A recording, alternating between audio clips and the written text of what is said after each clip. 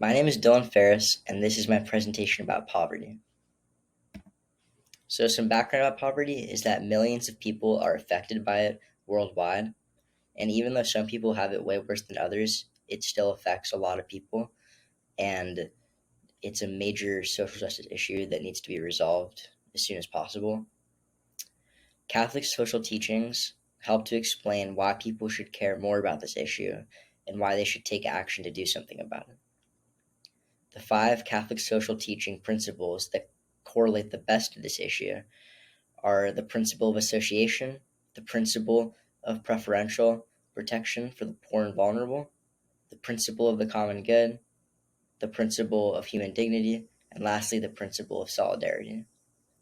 So these five principles explain why taking action to address poverty is important to every Catholic and every person. So first up is the principle of association. So it is essential to focus on your immediate family, but also the larger family of humankind. So through this principle, we must see the poor as our brothers and sisters rather than just as strangers. We should strive to help them as much as we would help our own children, siblings, and parents. Treating other people differently merely because they don't have as much money or power as you can lead to detrimental effects on their dignity. This will then lead to them not being able to reach their full potential in society because they don't have the right mindset to achieve things themselves. This ends up happening to a lot of people who are experiencing poverty because they feel like they are alone, that nobody wants to help them, and that their situation is helpless. By supporting everyone, including those in poverty, we can allow all of them to reach their full potential and achieve great things in God's name. If they felt loved by others, like the love of a family they may never have had, it could help them in a deep and meaningful way. Second is the principle of preferential protection for the poor and vulnerable. So, an important thing for all of us to do is to put the needs of those in poverty first. In Matthew 25:31, it is made clear that when in heaven, you might be accepted or denied based on your willingness to help the powerless, the hungry, and the poor in your own lifetime. Especially in more recent years, the division between the rich and the poor is growing very fast and is not good. According to Matthew 25:31 through 46, you should view the poor, homeless, as Jesus himself. If you saw Jesus asking for money, living in poverty, would you dismiss him? When you ignore the needy, you ignore Jesus himself. We must protect those in poverty from getting used by the rich and those with power.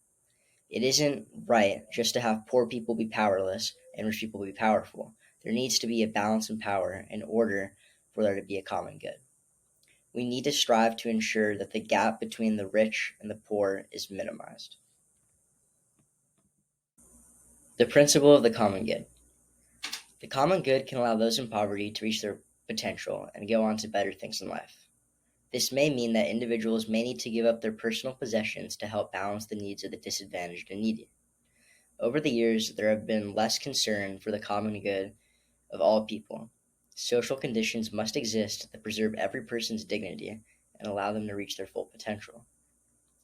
Matthew 7, verse 12 states, "So whatever you wish that others would do to you, do also to them, for this is the law and the prophets." Another one is Luke 6, verse 13 states, "And as you wish that others would do to you, do so to them." And these are commonly referred to as like the golden rule. So most people are familiar with it. Next is the principle of human dignity. Everyone around the world deserves respect and to be treated with dignity, regardless of their sex, age, color, race, national origin, sexual preference, or education. How much money they have is also relevant to basic human right of dignity. This is because everyone is a member of the human family, God's family, so there's no reason for why people should not respect other people.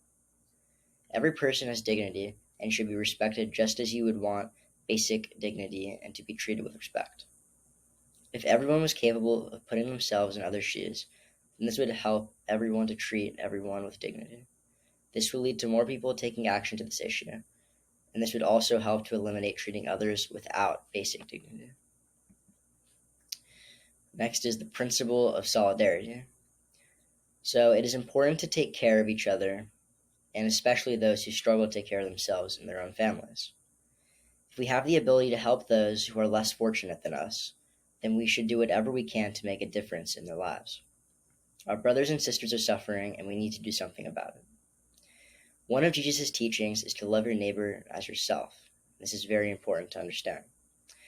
Matthew 22, verse 37 through 40 states, "You shall love the Lord your God with all your heart, and with all your soul, and with all your mind.